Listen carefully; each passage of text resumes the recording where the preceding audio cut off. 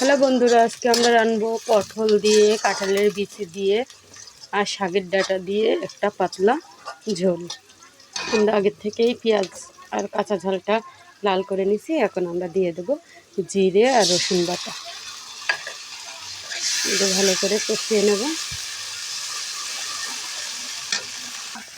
এর মধ্যে দিয়ে দেবো আমরা এখন পরিমাণ মতন হলদি আর স্বাদ মতন লবণ।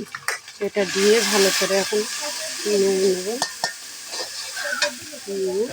এতে পটল ডাঁটা দিয়ে দেবো, তার সাথে কাঁঠালের বীজগুলো দিয়ে দেবো, দিয়ে এটা ভালো করে কষিয়ে নেব।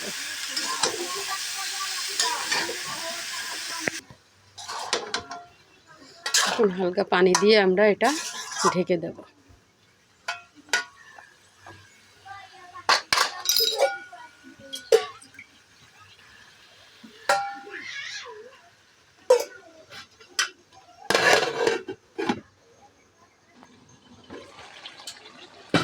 দেখতেই পাচ্ছেন কত সুন্দর আমার তরকারি কালারটা আসছে।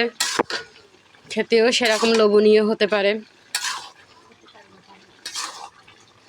আপনারা বাসায় ট্রাই করে দেখতে পারেন। পাতলা পাতলা ঝোল গরমের সময় ওয়াও সেরকম খেতে। আমরা ভালো করে কষিয়ে নেব, পরে এই মাছগুলা দিয়ে দেব তরকারির সাথে। ভালো করে আমি এখন এটা কষিয়ে নেব। নেওয়ার পরে এতে আমি ঝোলের পানি দিয়ে দেব। আপনারা রেঁধে খেয়ে দেখেন, এইভাবে বেশ ভালো লাগবে।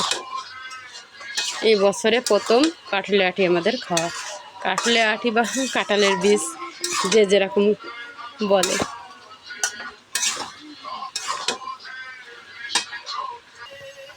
বন্ধু, আমাদের এটা কষানো হয়ে গেছে। এখন আমরা এতে পানি দিয়ে দেব।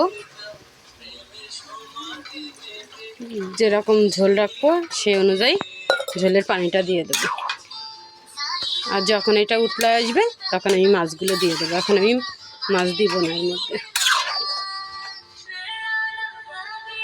আপনারা কমেন্টে জানিয়েন আমার তরকারিটা কেমন হয়েছে, কালারটা কেমন হয়েছে। কাঁঠালের বিচি বা আঁটি আপনারা এখনো খেয়েছেন নাকি? আমি অপেক্ষায় থাকবো। এখন এই যে আমাদের ঝোলটা প্রায় হয়ে আসছে। এখন আমরা এর মধ্যে মাছ দিয়ে দেবো, দিয়ে আর কিছুক্ষণ ফুটিয়ে নামিয়ে নেবো তরকারিটা। দেখছেন কি সুন্দর কালার হয়েছে তরকারিটায়। ভালোই লাগতেছে দেখতেও, খেতেও মাশাআল্লাহ খুব সুন্দর হয়েছে। আজকে আমরা এক তরকারি রান্নলাম, আর একটা তরকারিতে রান্নলাম না, যেহেতু আমি এক জায়গায় যাবো আজকে দুপুরবেলা, সেজন্য আমি আর আরেকটার দিক গেলাম না। বন্ধুরা, আমার তরকারিটা হয়ে গেছে। এখন আমরা গ্যাসটা অফ করে দেব। থ্যাংক ইউ আমাদের পাশে থাকার জন্য।